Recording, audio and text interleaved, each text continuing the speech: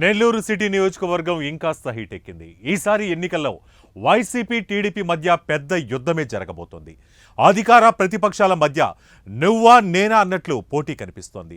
వ్యూహ ప్రతివ్యూహాలు ఎత్తుకు పై ఎత్తులతో సిటీ రాజకీయం రసవత్తరంగా మారుతోంది. అనూహ్య రాజకీయ పరిణామాలకు వేదికగా మారిన నెల్లూరు సిటీలో గెలుపు వైసీపీకి ఎంతో ప్రతిష్టాత్మకరంగా మారింది. టీడీపీ నుంచి బరిలోకి దిగుతున్న మాజీ మంత్రి నారాయణకు చెక్ చెప్పేందుకు అన్ని అస్త్రాలు ప్రయోగిస్తోంది వైసీపీ.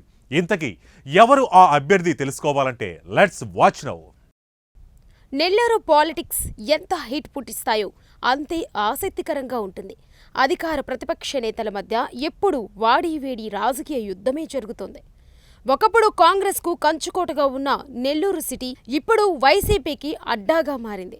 2014 నుంచి ఇక్కడ వైసీపీనే గెలుస్తూ వస్తుంది. నెల్లూరు సిటీ సెగ్మెంట్లో మొత్తం 28 డివిజన్లు, 1,56,000 ఓట్లు ఉన్నాయి.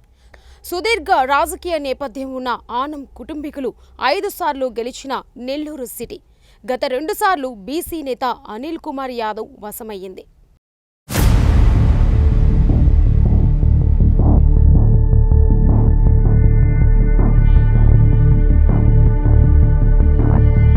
నియోజకవర్గ మార్పు చేర్పుల్లో భాగంగా అనిల్ కుమార్ యాదవ్ నర్సరావుపేట ఎంపీ అభ్యర్థిగా వెళ్లిపోవడంతో ఈసారి మైనార్టీ నేత ఖలీల్ అహ్మద్కు అవకాశం ఇచ్చింది వైసీపీ అధిష్టానం.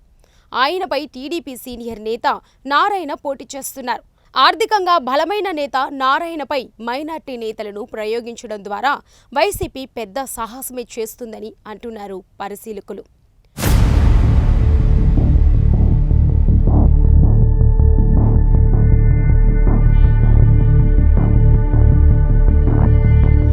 గత ఎన్నికలలో తక్కువ ఓట్ల తేడాతో ఓడిన నారాయణ ఈసారి ఎలాగైనా గెలవాలని గట్టిగా ప్రయత్నిస్తున్నారు. మరోవైపు అధిష్టానం ఇచ్చిన అవకాశాన్ని సద్వినియోగం చేసుకోవాలని ఖలీల్ అహ్మద్ బట్టి విక్రమార్కల పట్టు వీడడం లేదు. మొత్తానికి సింహపురి సింహాసనం కోసం ఇద్దరు డి అంటే డి అనే స్థాయిలో తలపడుతున్నారు. నెల్లూరు పార్లమెంటు వైసీపీ అభ్యర్థిగా విజయసాయిరెడ్డి పోటీ చేస్తుండటంతో ఖలీల్ అహ్మద్కు కొండంత అండ లభించినట్లయింది. విజయసాయిరెడ్డి అండదండలతో ఆర్థికంగా బలమైన నేత నారాయణను మట్టి కరిపిస్తారని అంటున్నారు ఖలీల్ అహ్మద్.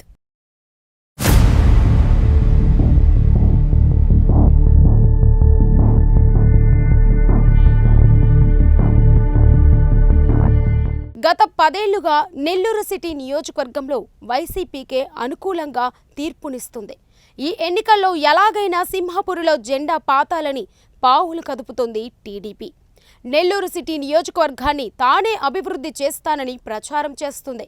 మాజీ మంత్రి నారాయణను మరోమారు బరిలోకి దింపిన టీడీపీ వ్యూహకత్మగా పావులు కదుపుతోంది. వైసీపీలోని కీలక నేతలను పార్టీలోకి చేర్చుకుని బలగం పెంచుకుంటున్న టీడీపీ గెలుపుపై ధీమాగా కనిపిస్తోంది.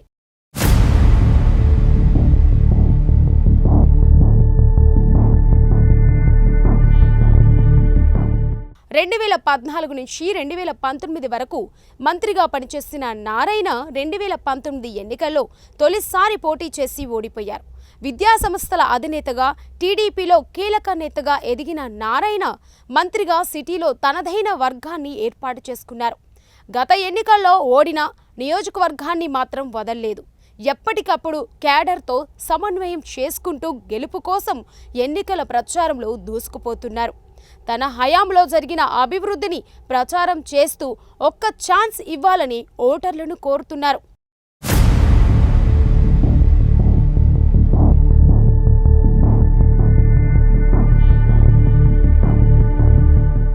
అయితే నారాయణ ప్రచారాన్ని తిప్పికొడుతున్నారు వైసీపీ అభ్యర్థి ఖలీల్ అహ్మద్.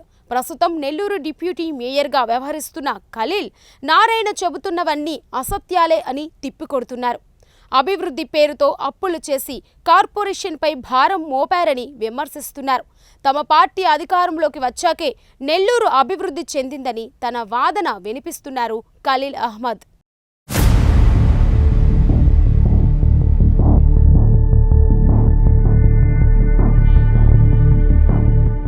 టీడీపీ అభ్యర్థి నారాయణతో పోల్చితే ఆర్థికంగా బలం లేని ఖలీల్ పార్టీ పెద్దల అండతో తగ్గేదేలే అన్నట్లు ప్రచారంలో దూసుకుపోతున్నారు. ముఖ్యంగా వైసీపీ కీలక నేత విజయసాయిరెడ్డి ఎంపీగా పోటీ చేస్తుండడం ఖలీల్కు ఎంతగానో ఉపయోగపడుతుందంటున్నారు. ఇక పార్టీ జిల్లా అధ్యక్షులు ఎమ్మెల్సీ పర్వతరెడ్డి చంద్రశేఖర్ రెడ్డి, ప్రముఖ న్యాయవాది మల్లిరెడ్డి కోటారెడ్డి కూడా ఖలీల్ అహ్మద్ విజయానికి శక్తివంచన లేకుండా పనిచేస్తున్నారు. మైనార్టీలకు తొలి అవకాశం ఇచ్చిన పార్టీగా ఆ వర్గానికి చెందిన ఓటర్లపై ఫుల్ ఫోకస్ పెట్టిన వైసీపీ తన స్థానం పదిలమనే కాన్ఫిడెంట్ చూపిస్తుంది.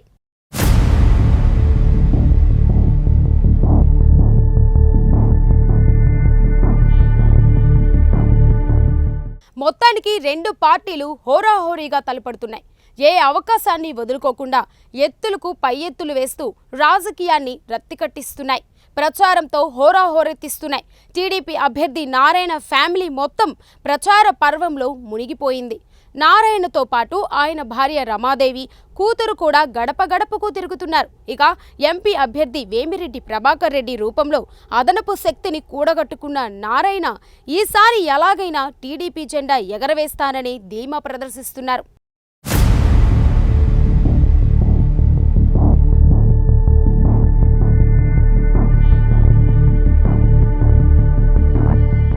మొత్తానికి వ్యూహ ప్రతివ్యూహాలతో రెండు పార్టీలు సమఉజ్జీలుగా కనిపిస్తున్నాయి.